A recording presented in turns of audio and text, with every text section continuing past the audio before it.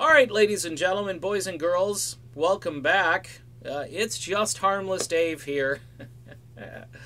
The Real Music Observer, observing real music in real time for real people just like you and just like me. Well, the last video I did is getting a few views, and quite honestly, the way this channel has been going lately, it probably is a good thing that I'm getting a couple of views on my commentary about Stevie Nicks last night. I'd like to continue to do some commentary on it.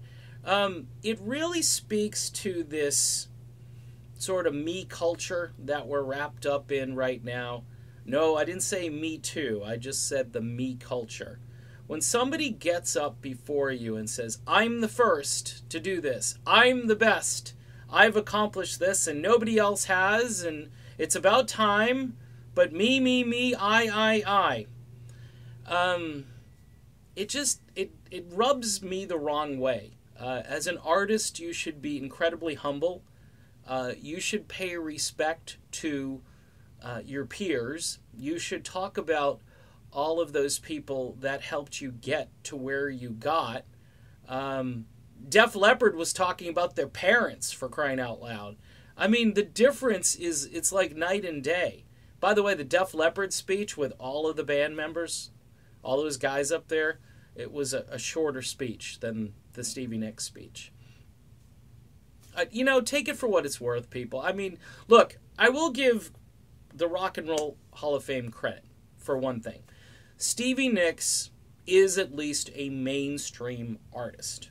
Okay? She's a mainstream artist. She's not some weird avant-garde, type singer who had all these underground albums. I mean, based on what they typically do at the Hall of Fame, Siouxsie and the Banshees should be in.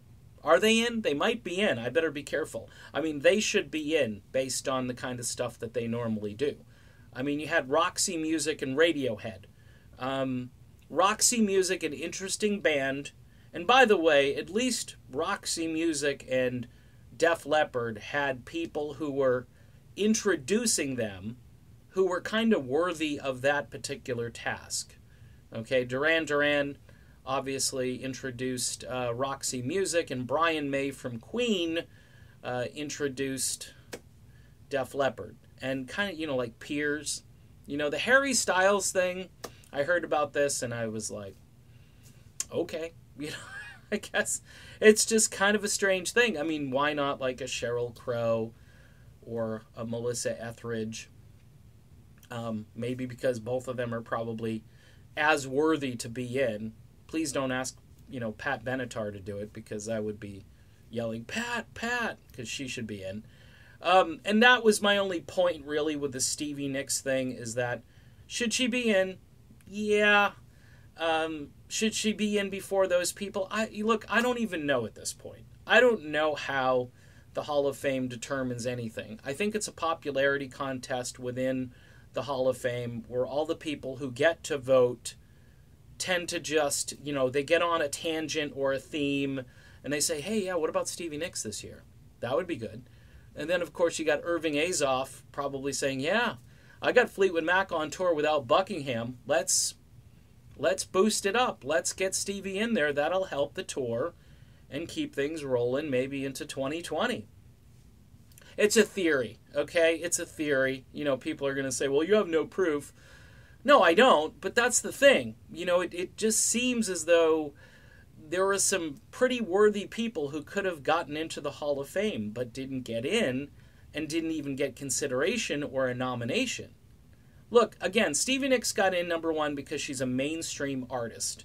And Americans, and, the Brits and whoever else figures into voting, typically like mainstream artists. But, the Rock and Roll Hall of Fame is in Ohio, and, the Americans tend to vote a lot, and they voted, for Def Leppard and for Stevie Nicks, and for good reasons. They're both mainstream artists. The other guys who got in got a lot of help from the typical people at the Hall of Fame who want to always push like the less mainstream artists and put them on a pedestal.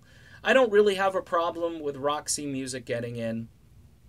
They were an interesting group, but again, there's no Jethro Tull, there's no Doobie Brothers, there's no Foreigner, there's no Styx, and there's no REO Speedwagon in the Rock and Roll Hall of Fame. And those are mainstream bands that have had gigantic careers, and I think all of them, I don't know about Tull, but I think all of them are still out there performing and touring, and in some cases even creating new music. So you make the call. I can't make the call. All I can see is that this seemed to check a box off. Now it's done, and I don't know, there's nobody else out there who would really fit into this category who happens to be a woman. Ann or Nancy Wilson have not embarked on a successful solo career, so you can't see either of them being inducted for their solo works, and I don't know who else is out there who has this combination. Stevie Nicks talked a little bit about how her band allowed her to do this, okay, and I guess her manager at the time gave her advice as to how to kind of thread this needle and do it. It's great. It's good. It's just, there's this kind of feeling with Lindsay not in the picture that it just has a weird vibe to it. For fans of Stevie Nicks, they're just thrilled. And, again, I enjoyed the performance with Don Henley, and that's it. That's pretty much all of it. So, again, watch the footage for yourself. You make the call. You make the determination. I'm just a guy who talks about music, and a lot of times, my opinion is the minority opinion. So that's why I do what I do, though. All right. See you soon.